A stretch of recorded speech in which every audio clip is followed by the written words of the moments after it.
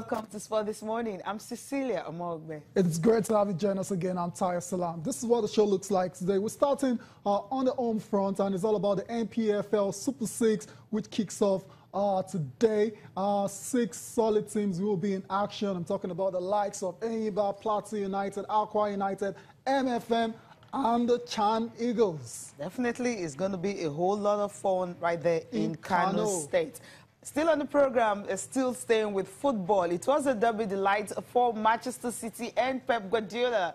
Record-breaking City. Wow. 14 games winning streak, and not only that, they were able to break the record at Old Trafford. Wow. The last 40 games United haven't lost. But the last time United lost was 2016 in September, and it was to Manchester City. And this time around, Pep Guardiola came back again to also break that record. Record-breaking City. Take a bow wherever you are, Manchester City players. I imagine they're on a high this morning. Also on the show this time, we're going to talk about basketball, the National Basketball Association. And Cecilia, we've been talking about Victor Oladipo for the past couple of weeks now. That's because he's been playing great b-ball. Yesterday, early this morning, actually, he had a career night. He scored 47 points to lead the Indiana Pacers to a very, very tough victory against the Denver Nuggets. Victor Oladipo, take the ball again wherever you are. He's having an amazing season. And I was saying it the other day that the more he continues to play like this, the more he continues to become a bona fide NBA star, then the chances of Nigeria actually convincing him to play for the country reduces. What a season is having. 47 points. The game actually went into overtime. 126 to 116. I mean, when you take a look at a player like that, I know you're chomping at the bit to talk about Oladipo, but let's get out the other games first of all. He's already here, so we'll start with him then. Fair enough. Career high for Victor Oladipo, 47 points. And Cecilia, you were saying the game was a tough one that went into overtime, and they needed their star player to actually step up, and that's exactly what he did.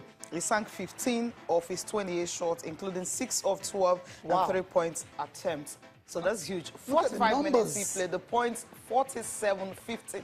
In fact, okay, 47 points, 15 of 28 from the field. That's a very, very decent percentage. Right, 7 rebounds and 6 assists. So it's not just a scorer. He affects the game on both ends of the court. And that's how this guy's been playing this. And he's playing like an MVP. He's playing like an all-star. Let me put it that way. And while a lot of people might be very surprised by his performance, he's not shocked at all because after this game, he said he's been working towards it, and he puts in a lot of work in the gym. It didn't go too well for him last season at OKC.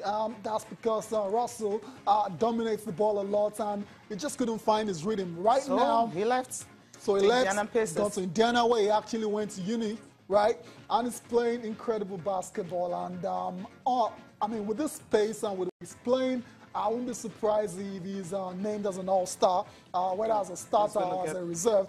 And Indiana Pacers as well too. I won't be surprised. Too badly. They make the playoffs. At all.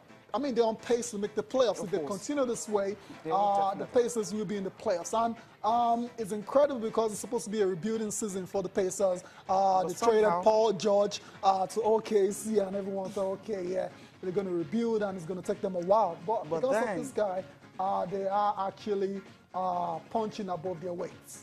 The fact that they actually scored 6 points in the extra session overtime, it's something you really want to say. This is a match winner. Other results of the night.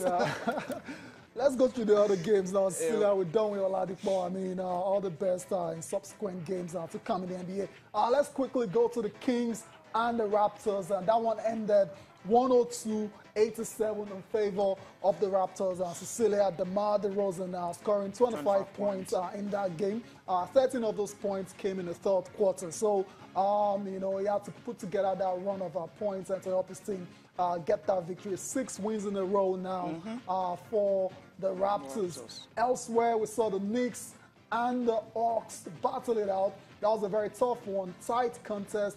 And at 111-107 in favor of the Knicks. Kristaps Porzingis, I mean, it's the king of New York, as I like to call him now, scored 30 points for the Knicks in that one. Pelicans versus 76ers, Cecilia.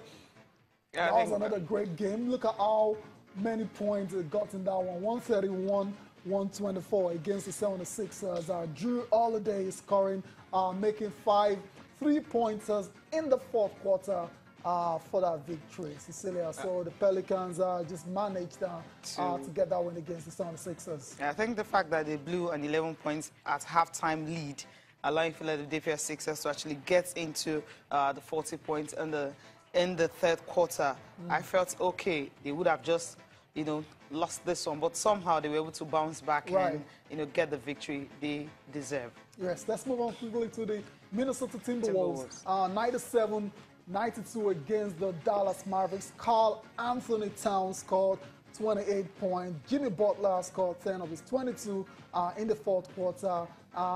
Minnesota held on for that very important victory against the Mavs. Last but not the least, we talked about, Pistons and the Celtics. What a game that one was as well, too. 91-81 in favor of the Celtics. Not a high-scoring game you would expect. Yeah, exactly. But a win is a win. That's what really matters. Al Horford scoring 18 points. Kyrie Irving scoring 16 in that victory for the Celtics. And we talked about this one already.